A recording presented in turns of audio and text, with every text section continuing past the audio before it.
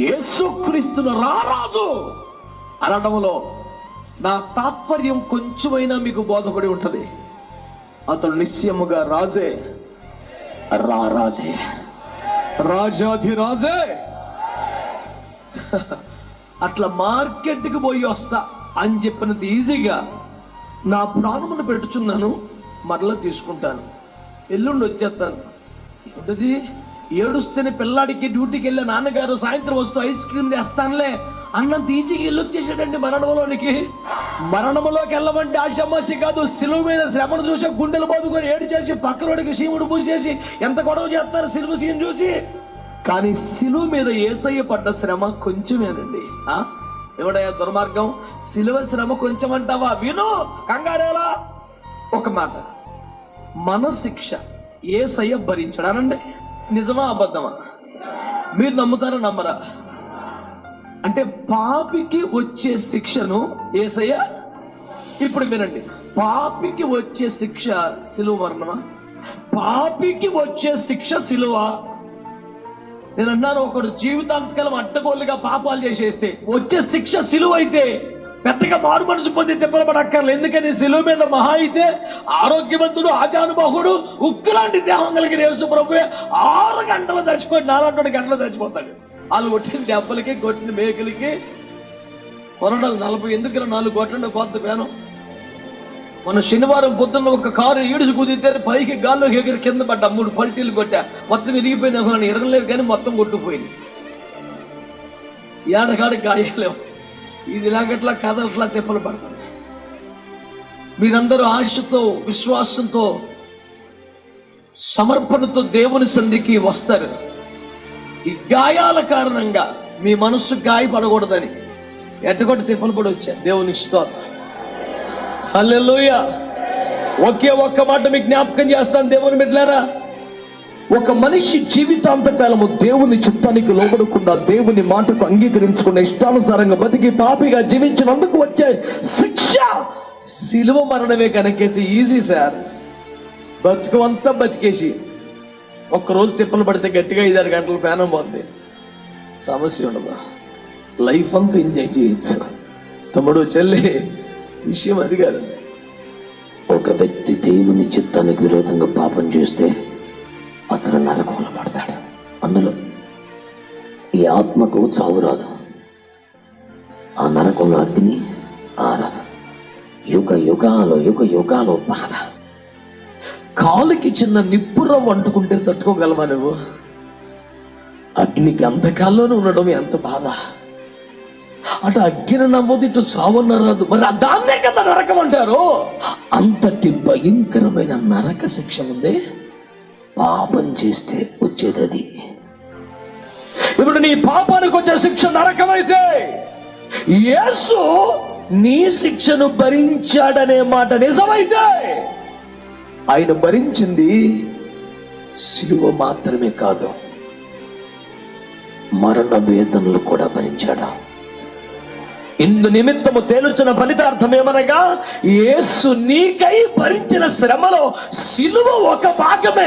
అదే మొత్తం శ్రమ కాదు, దానికి మించిన తదుపరి శ్రమ మరణములు అనుభవించిన. అందుకే అపోస్తులులో ఆయన మరణ వేదనలు భరించి తిరిగి లేచాడు. అంటే ఏదో మార్కెట్కి వెళ్ళి షాపింగ్కి వెళ్ళినట్టు కాదు, ఇంకను సిలువ మీద అనుభవించిన దానికంటే అధికమైన శ్రమను అనుభవించడానికి, యాతన పడడానికి ఆయన ఆ మరణములోనికి ప్రవేశించి మరణము యొక్క, పాతాళము యొక్క తాళపు చెవులు ఓడలోకి, మరణపు కోరలు ఓడ మెరుగి చావునే చంపి సమాధి గుండె చేల్చి, ముందే చెప్పినట్టు 3వ రోజునే చేసి, ఆమేన్, హల్లెలూయా, 3వ రోజునే లేచి.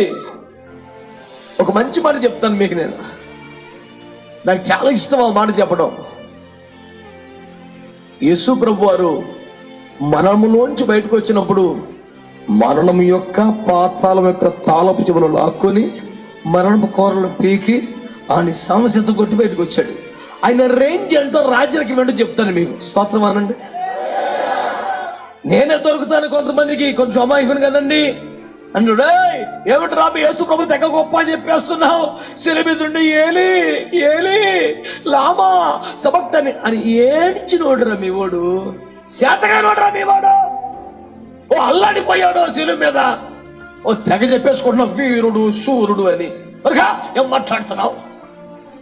ఇక దాని మర్మం గొడవ గోత్రం ఆ బాబుకి అర్థమైద్దా? అడిగి యేసు ప్రభు ప్రేమే అర్థం లేదు, ఇక మర్మం ఏమర్థమైద్ది? ఇక తిప్పలు కష్టమే. కానీ మరి ఎట్టా? దమ్ము లేదు, సత్తా లేదు, సరుకు లేదు, ఏమీ లేదు అంటాడు. అప్పుడు నేను చెప్పా, అట్ట కాదులేండి. ఏంటంట కాదు, నేను బతిమాలతా అని అడుగుతుంటాడు. మాకు సిస్టమ్ అదేగా. నేను ఒకటే చెప్పా, అయ్యా దమ్ముంటే శిలువ మరణం నుంచి క్షేమంగా దిగినా నిన్ను నువ్వు రక్షించుకో, అదే వీరత్వం అంటే అని అంటున్నారు కదా. 3 మేకులకు బిగించబడి, బల్లెముతో పొడవబడి, మేకులతో నాటబడి, అంతే రీతిగా చచ్చిపోయాడే. ఇదా మీ ఓడి వీరత్వం? శిలువ మీద దిగ్గు వస్తే ఒప్పుకునేవనంటే ఈ డైలాగ్ నీది కాదమ్మా, పక్కన దొంగొడిది.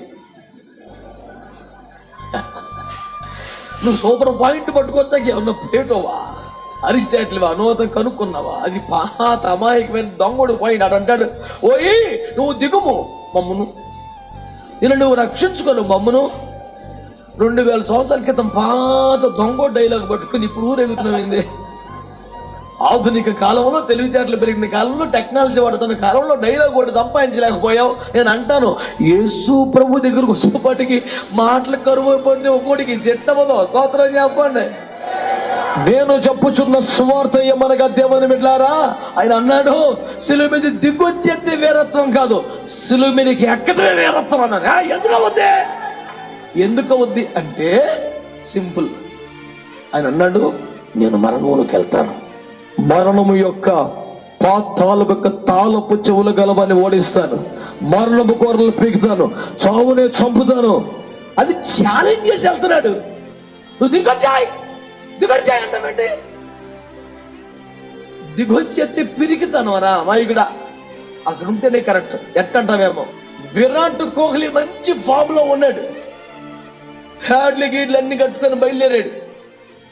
ఈ రోజు సామశత్వం కొట్టి దరిద్రానికి హీనపక్షం సెంచరీ కొడతా అని బయలుదేరాడు. అప్పుడు ఎదురొచ్చి, నీకు దమ్ముంటి వెనక్కొచ్చాయి, నీకు దమ్ముంటి వెనక్కొచ్చాయంటే అసలు ఛాలెంజ్ అది. ఏమన్నా నీకు ఛాలెంజ్ చేస్తా కూడా రావాలమ్మా కొంచెం గొప్ప. అప్పుడు ఏమన్నా, నీకు దమ్ముంటి సెంచరీ కొట్టి రావాలి. అది కరెక్ట్. యేసు శిలువ మీదకి వెళ్ళింది, చావునే చంపుతాను, మరణపు కూరలు పీకుతాను, తిరిగి లేస్తాను, దమ్ముంటే బయటికి రాను, సూపర్గా ఉంటుంది. అంతేగాని నువ్వు వెనకొచ్చాయి నువ్వు వెనకొచ్చాయి. ఆయన రేంజ్కి అది చాలా చిన్నది, పోటీ పెడతాం కుదరలేదు, వదిలే ఈ సబ్జెక్టు. ఆయన అందులోకి వెళ్ళాడు, సావుని చంపాడు. మేమంటాం మరణము జీవముగా మార్చిన దేవా. ఆయన రేంజ్ అది. స్తోత్రం చెప్పండి. అమాయకంగా అయ్యో ఏలి లామా, నీకు అక్కడ మొక్కలే తెలవదా? అక్కడ దాని అర్థం ఏంటంటే, తండ్రి ఈ సిలువ ఎలాంటిది, ఇంకొక 100 వేసినా భరించేస్తాను, నువ్వు నాకు తోడుగా ఉంటే. అన్ని బాగున్నాయి కానీ నువ్వు నా చెయ్యి విడిచిపెట్టడం ఇబ్బందిగా ఉంది, నువ్వు నాకు తోడుగా ఉండు తండ్రి. వీళ్ళ సంగతి వేసి రక్తం ఏం చేయం అన్నాడు ఆయన. వీడికి అర్థం అవ్వట్లేదు సబ్జెక్ట్.